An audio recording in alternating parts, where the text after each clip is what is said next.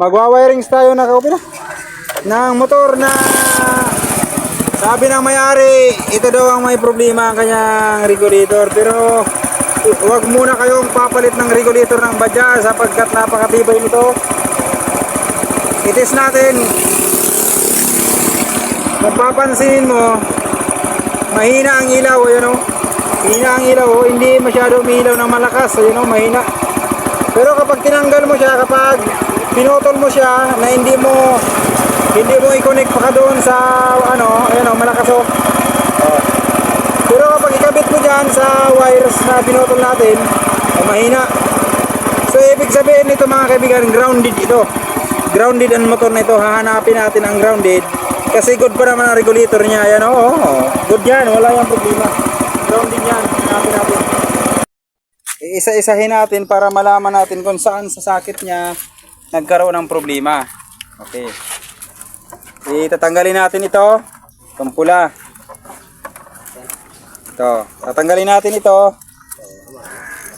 Sige doy, tanggalin doy. Tapos, habang tinatanggal, ano pa?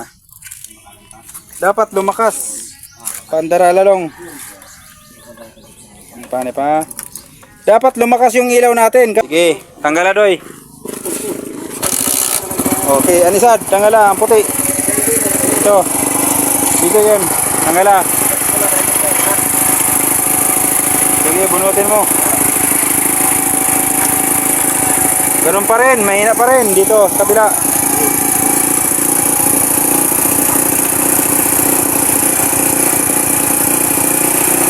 Mahina pa rin. Mahina pa rin. Diadoy, dito. Okay. Yan. Inur lang. Inur lang. O, ayan na. Lumakas na mga kaibigan, oh. Ayan, oh. Lumakas na. So, ang grounded dito sa Nina side. Ang grounded niya ito. Ayun. Tingnan mo, ibalik mo. Ibalik natin at hihina ito, hihina. Oo, hihina yan pagbalik. Oo, ayan. Humina na. Ibig sabihin, andyan yun ang problema sa wires na yan. So, ganun lang sa pag-test ng ating motor kung saan ang grounded. Okay, maraming salamat sa pagsuporta. Thank you.